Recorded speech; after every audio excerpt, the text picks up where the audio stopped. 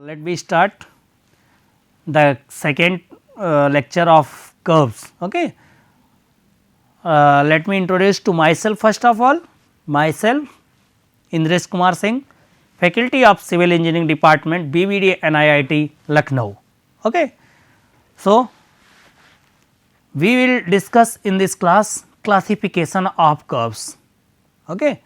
As we start the unit seconds and we have learn about the curves, introduction of curves जो first class थी उसमें हम लोगों ने इंट्रोडक्शन ऑफ कर्व्स को पढ़ा है. ओके उसी इंट्रोडक्शन ऑफ कर्व्स को हम आगे कंटिन्यू करते हुए आज स्टार्ट करेंगे इस लेक्चर में क्लासिफिकेशन ऑफ कर्व्स. ओके तो क्लासिफिकेशन ऑफ कर्व्स स्टार्ट करते हैं जो कि आपका सब्जेक्ट है surveying and geometrics. Subject code जो आपका है KCE 302.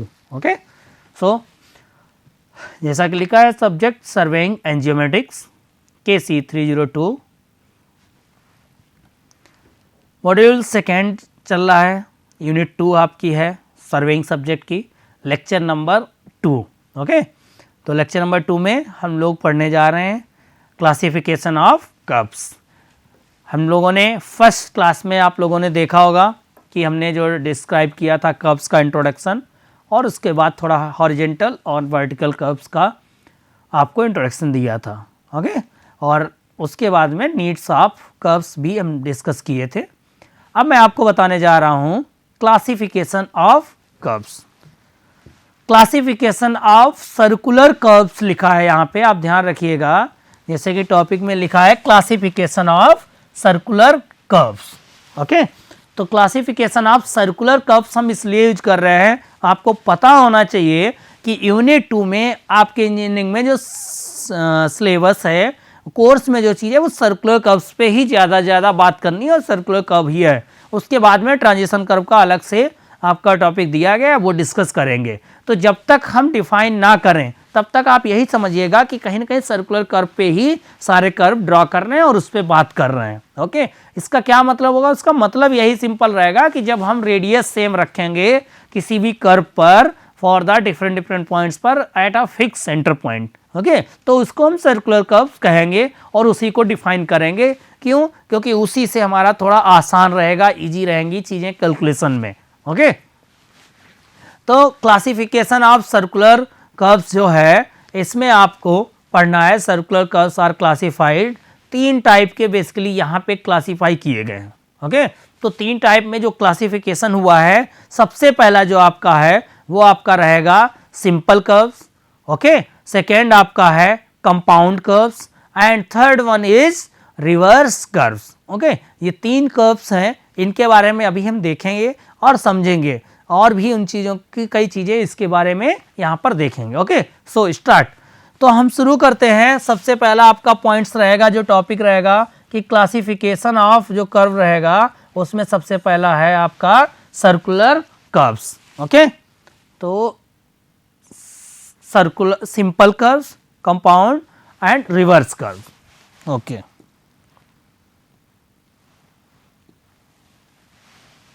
ठीक. ओके तो सिंपल कर्व टाइप्स में आप लिखेंगे सबसे पहला सिंपल, कंपाउंड एंड रिवर्स. देखिए क्या होंगे. अगर मैं आपसे कहूँ यहाँ पे मैं एक कर्व ड्रा कर दूँ, ओके किसी भी एक, ये सेंटर पॉइंट है यहाँ पे और ये रेडियस आप आर होंगे, ये कर्व हो गया, तो ये हमारा क्या हो गया? एक सिंपल कर्व हो गया. ओके बस जैसे कि नाम और वैसे यहाँ पे काम कर रहे हैं, कोई प्रॉब्लम नहीं हो रही.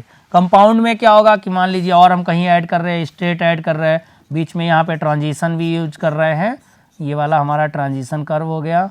यहाँ पे स्ट्रेट लाइन को हम यूज कर रहे हैं, ऐसे कई हो सकते हैं. रिवर्स में क्या होगा, मान लीजिए ऐसे था फिर हमारा ऐसे बना, तो एक कर्व आपने ये वाला प्रोवाइड करा है इस पॉइंट के अलॉन्ग और ये वाला कर्व कहीं ना कहीं इस पॉइंट के अलॉन्ग प्रोवाइड करा है, तो इस तरीके से ये हमारा रिवर्स होगा. ओके तो ये सिंपल, कंपाउंड और रिवर्स कर्व. सबसे पहला सिंपल कर्व हम बता रहे हैं. ओके तो सिंपल कर्व में आपको क्या होता है समझिए इसको, कि simple curve consist of a single arc of circle connecting 2 straights.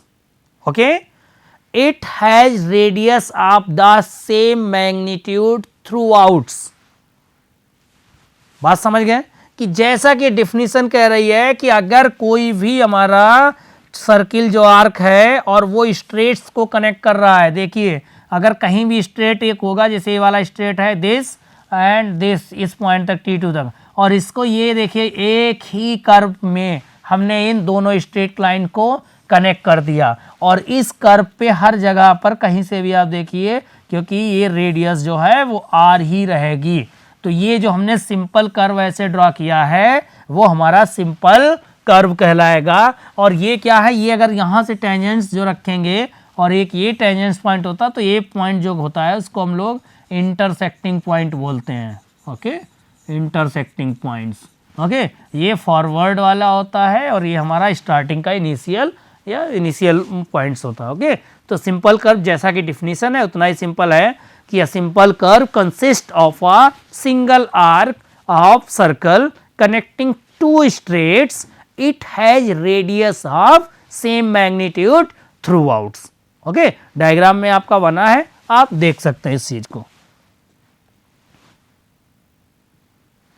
Okay, यहां पर ये सिंपल कर्व्स आप समझ सकते हैं। उसके बाद नंबर 2 पे हमने क्या बताया, कंपाउंड कर्व्स। ओके, तो अब देखिए यहां पर कंपाउंड कर्व है, तो कैसे कंपाउंड कर्व्स को ड्रॉ करोगे। जैसे कि मैं बात कर रहा था कि आपका कहीं भी ये स्ट्रेट लाइन जा रही है, अब आपको कोई भी कर्व अगर आपने देखा यहां से लेकर आपने यहां तक ड्रॉ किया, इसकी रेडियस मैं कह सकता हूं ये R हो गई, R1। ठीक, ये पूरा रेडियस R1 है, लेकिन अब इसके आगे आपको कहीं नहीं मिल रही जगह, क्यों, तुरंत, तो हम क्या करेंगे, एक और बड़ा सा कर्व प्रोवाइड किए जो कि हमें पता चला इसकी रेडियस R2 हो गई। ये वाली डिस्टेंस अगर x मान लो तो R2 क्या हो जाएगा, ये पूरी रेडियस यहाँ तक रहेगी, तो ये कितनी होगी, R1 प्लस एक्स। ओके, तो R2 की वैल्यू R1 प्लस एक्स, ये तो हमारा न्यूमेरिकल चीज़ें रहेंगी, वो हम डिफाइन करेंगे। उसके बाद में ये हमारा कहीं भी कर्व जाएगा। ओके, तो आप ये समझ गए हो कि ये जो कर्व देखो बन रहा था, इसमें क्या हुआ कि डिफरेंट रेडियस, क्यों,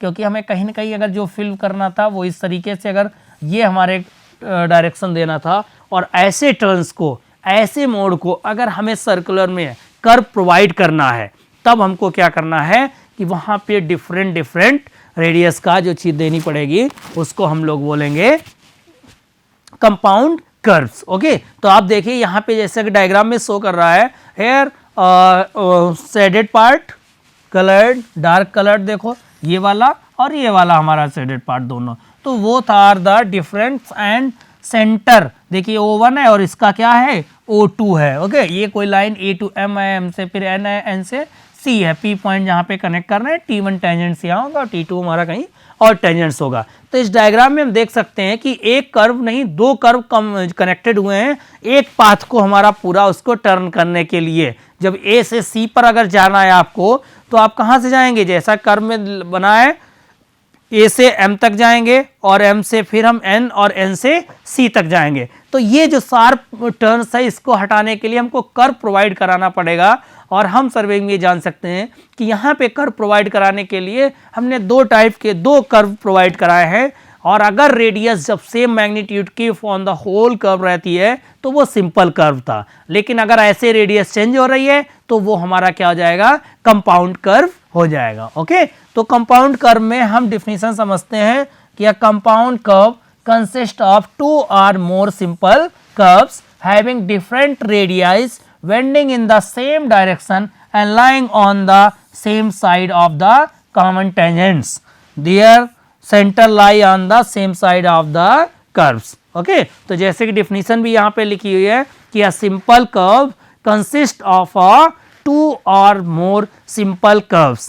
Okay, इसमें हमने देखो दो कर्व्स बनाए, एक की रेडियस R1 है और सेकेंड की R2 रेडियस है। ओके, तो R1 एंड R2 रेडियस के साथ में और R3 हो सकती है, R4 हो सकती है, N तक जा सकते हैं हम। तो इनफाइनाइट तक रेडियस अगर इस तरीके के कोई कर्व प्रोवाइड कराने हैं तो उसमें डिफरेंट एक कर्व पे हमने देखा कि अलग अलग रेडियस का कर्व कनेक्ट हुआ है, तो उसको हम लोग बोलेंगे कंपाउंड कर्व्स। ओके, तो compound curve consist of two और more simple curves having different radii bending in the same direction and lying on the same side of the common tangents. Okay, center lie on the same side of the जो आपका यहाँ पर रहेगा। Okay, तो आप ये समझ गए हैं कि हमारा कंपाउंड कर्व क्या होता है। हम यहाँ आज इस क्लास में आपको डिफाइन कर रहे हैं types of curve which we will use in the surveying. Okay, और उन्हीं का यूज करके जो भी हाईवे में आप उनके बारे में और पढ़ सकते हैं।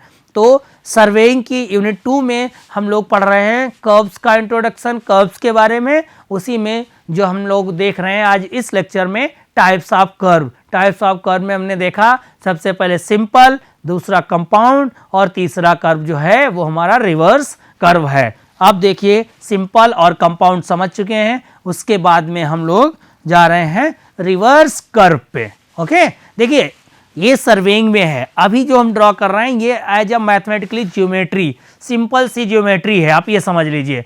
तो सिंपल सी ज्योमेट्री के तरह अगर हम बात करें तो आपको ऐसा लग रहा होगा कि ये तो बहुत आसान है। ओके, तो ये इतना ही आसान है, लेकिन ये टफ भी हो जाएगा। कब?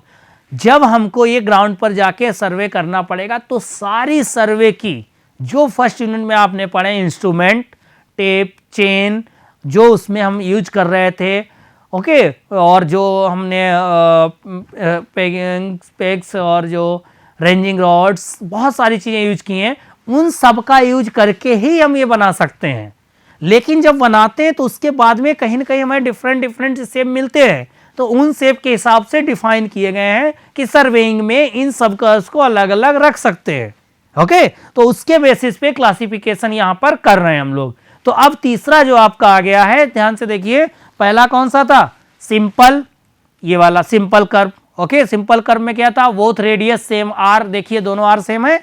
ओके, ये देखिए हमारा कंपाउंड कर्व। कंपाउंड कर्व क्या है? R1 और R2, मतलब कोई ऐसा कर्व जिसमें रेडियस चेंज हो रही थी। तीसरा टाइप क्या है हमारा? ये वाला रिवर्स कर्व। रिवर्स कर्व हमने आपको बताया कि जैसे यहाँ पे समझिए कि जब कभी भी आपको किसी भी रीजन में ऐसे और इस तरीके से रोड बनी हो या कुछ भी जा रहा है, तो इसका मतलब इस पॉइंट को अगर हम टच करें और एक सेंटर इसका यहाँ होगा, इस कर्व के लिए यहाँ सेंटर होगा, तो इसकी रेडियस तो यहाँ से ये हो जाएगी R एंड R, और इस कर्व के लिए हम कह सकते हैं यहाँ से ये वाली रेडियस। ओके, वो सेम हो सकती है, डिफरेंट भी। तो अब ये क्या हुए? हमारे दोनों अलग अलग कर्व हो गए। तो अब ये अलग अलग कर्व हुए हैं। रोड हमारी जो थी, मान लीजिए जैसे यहाँ पे प्रोवाइड कराई गई, तो अलग अलग रेडियस, अलग अलग कर्व हैं। ये एक हमारा ऊपर से बन रहा है, एक नीचे से, तो ये हमारा क्या हो जाएगा? इसके लिए ये रिवर्स कर्व हो गया। सेम ये कर्व है, उसी के रिवर्स में ये वाला कर्व बन गया। ओके, तो ऐसे कर्व जब बनाएंगे तो उनको हम लोग बोलेंगे रिवर्स कर्व।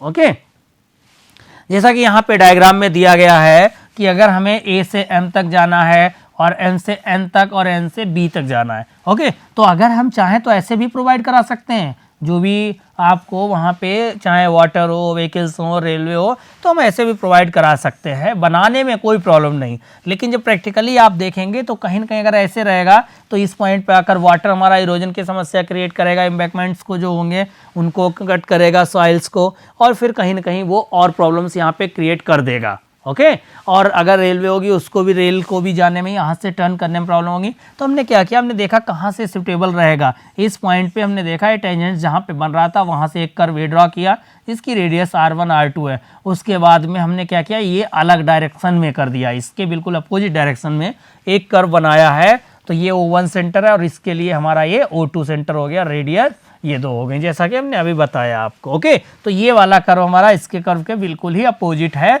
तो इसीलिए कुछ ऐसे कर्व मिलेंगे, उनका नाम देंगे रिवर्स कर्व।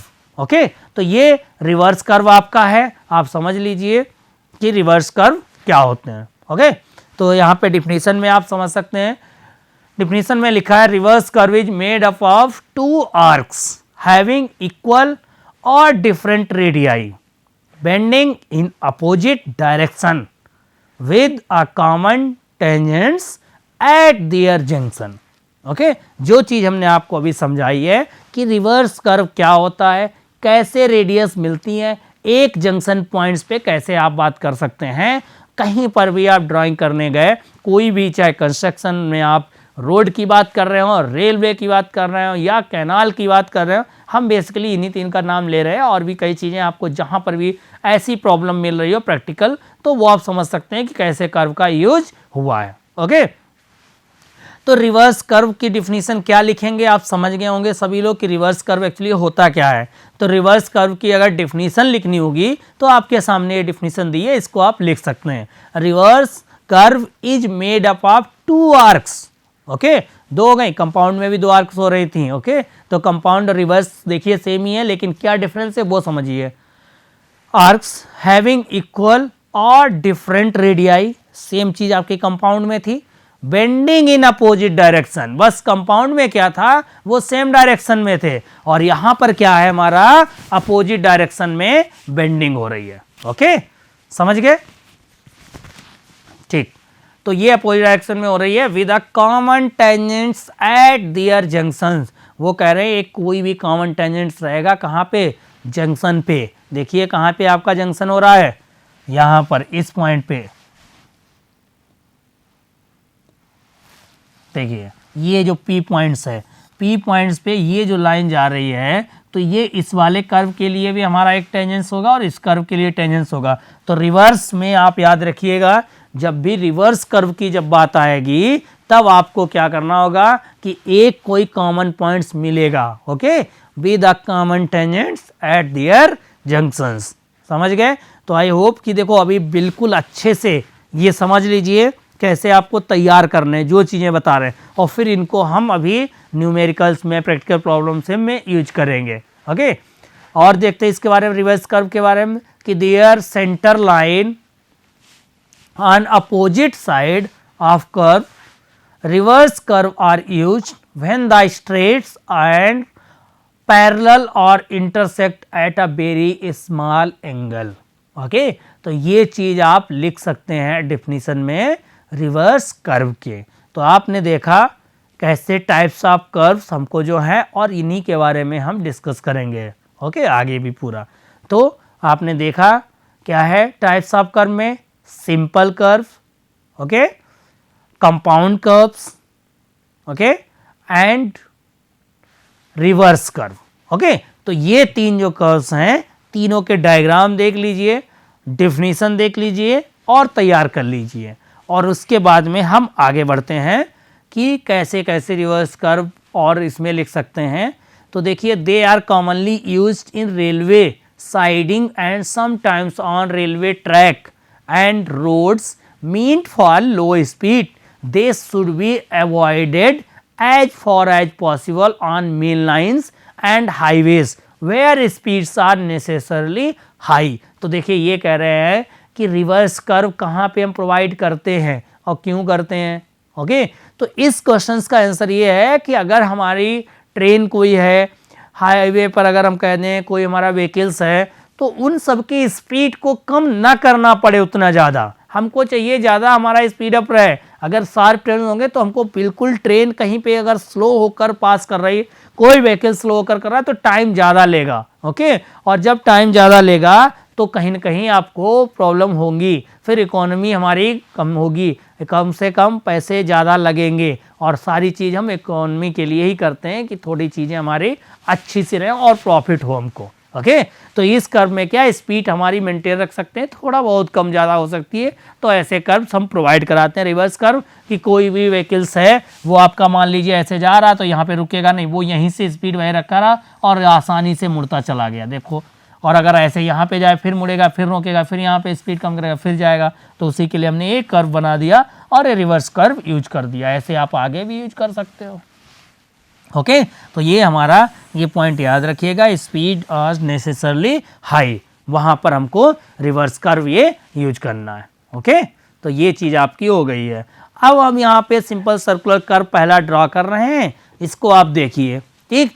तो हम लोगों ने देख लिया है कर्व्स की डिफिनीशन, कर्व्स क्यों प्रोवाइड कराते हैं ये जान लिया है अभी तक इस यूनिट 2 में, और उसके बाद हमने देख लिया है types of curves, simple curves, compound curves, reverse curves, and if we classify or define on the basis of the direction like horizontals and verticals, okay, तो वो कर्व्स हम समझ गए हैं कि हॉरिजेंटल और वर्टिकल कर्व्स हमारे क्या थे, वो भी हम समझ गए हैं। और उसके बाद में simple, compound and reverse curve समझ गए। ओके, इतनी चीज। अब एक ऐसा डायग्राम जो पूरी यूनिट को डिफाइन करता रहेगा, सारे न्यूमेरिकल सॉल्व करते रहेंगे, कंपटीशन एग्जाम में भी अगर आएगा तो यहीं से क्वेश्चंस बनते हैं। और उस सब चीजों के लिए हमको कर्व्स का क्या पोर्शन याद रखना है, वो इस कर्व को समझना है। ओके, तो यहां पर आप देखिए एक सिंपल कर्व बनाया गया है, सिंपल सर्कुलर कर्व है।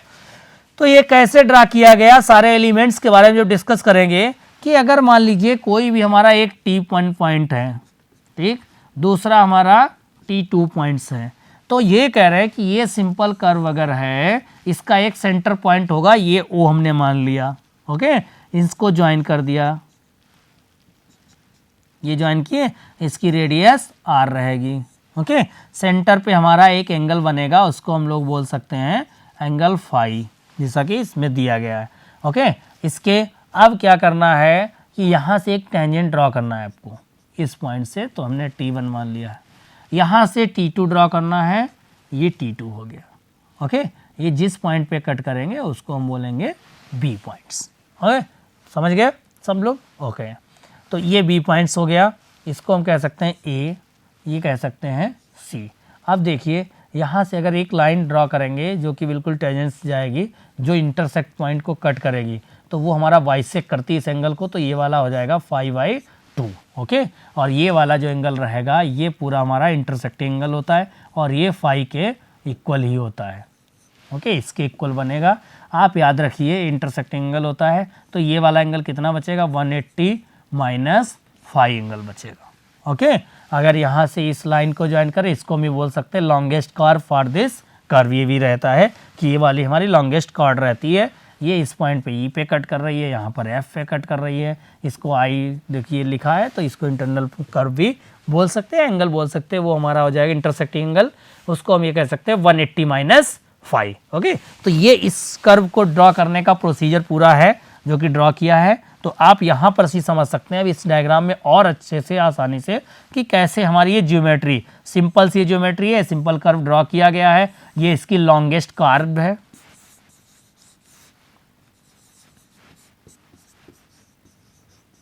longest chord of this curve। Okay, और ये टेंजेंस T1 पॉइंट से T2 पॉइंट्स हो गया, ये वाली हमारी फॉरवर्ड लाइन हो गई, फॉरवर्ड टेंजेंस हो गया, ये इनिशियल हो गई, ये पॉइंट ऑफ इंटरसेक्टिंग होता है, और ये वाला एंगल हमेशा ज्योमेट्री से आप देख सकते हैं इसके इक्वल होता है।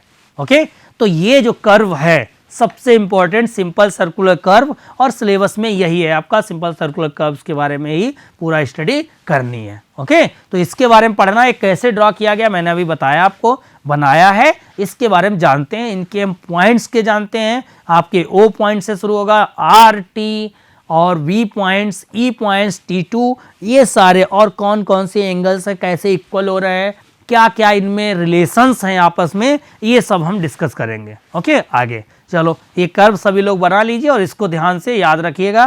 पूरे जब भी हम बात करेंगे कोई भी पॉइंट्स आएगा तो इसी कर्व से ही रहेंगे। ओके, तो ये वाला कर्व आप लोग जरूर बना लीजिएगा, ये वाला कर्व। ओके, अब मैं आगे जब भी बात करूंगा तो इसमें आप ध्यान रखिएगा।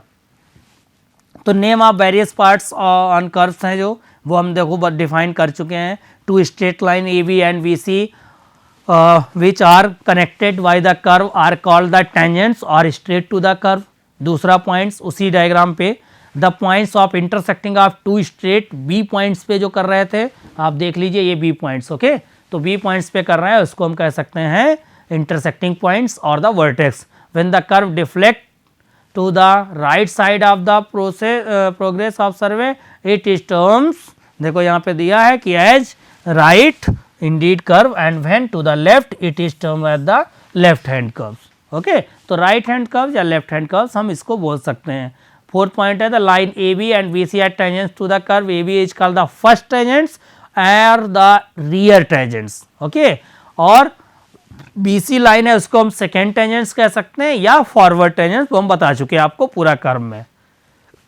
The point T1 and T2 at which the curves touch the tangents are called the tangents points। The beginning of the curve is T1 called and the curve points, and the end of that this is the T2 and called the curve tangents points। okay, तो ये चीज आप ध्यान रखिएगा।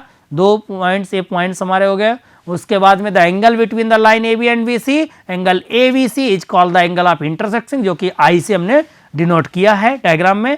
The angle by which आपका forward tangents deflect from the rear tangents B dash P dash is called the deflection angle phi of the curve, and the distance from the points of intersecting to the tangent points is called the tangent length, and VT1 VT2 the line joining the two tangent points is known as the long chord। Okay, उस diagram में पूरा हमने बताया है और उसी के बारे में लिखा हुआ है। और देखिए there are the T1F T2 is called the length of curve, summits और apex of the curve, apex distance. और ये आप 12th-13th पॉइंट देखिए लिखा है आपका versed sine of the curves और सेंट्रल एंगल और इक्वल टू द एंगल्स आपका जो लिखा हुआ है। ओके, तो ये जो आपके 14 पॉइंट्स हैं इनके बारे में आगे हम डिस्कस करते रहेंगे। और ये 14 पॉइंट्स हमारे कहाँ के लिखे हैं, सिर्फ और सिर्फ इस डायग्राम के। ओके, तो 14 पॉइंट्स में अगर मैं बात करूँ आपको ये याद रहेगा, ये एक पॉइंट में आ रहा होगा, इस लाइन को हम लोग रियर टेंजेंट्स बोलते हैं, ये फॉरवर्ड हमारी लाइन हो गई, ठीक, ये हमारा इंटरसेक्टिंग एंगल हो गया यहाँ से यहाँ तक, ये हो गया, ये हमारा एक एपेक्स एंगल हो गया, इसको एपेक्स पॉइंट इंटरसेक्टिंग पॉइंट्स बोलते हैं। ओके, ये वाली लाइन हमारी लॉन्गेस्ट कॉर्ड होती है। ओके, और ये एंगल हमारा एंगल ऑफ सेंटर पे बनता है। ये चीज़ें हो गई हैं। तो ये जहाँ यहाँ पर आपके ये सारे पॉइंट्स लिखे हैं आप समझ सकते हैं। ये जो 14 पॉइंट्स हम डिस्कस किए हैं, ये 14 पॉइंट्स आपके क्या हैं, ये 14 पॉइंट्स आपके जो हैं वो किसके बारे में थे, आपके उसी डायग्राम के बारे में। अगली क्लास में हम लोग इसके बारे में और डिस्कस करेंगे, एक्सप्लेन करेंगे। ओके, तो आप लोग इतना तैयार रखिएगा और फिर नेक्स्ट क्लास में मिलते हैं हम लोग। Okay, thank you.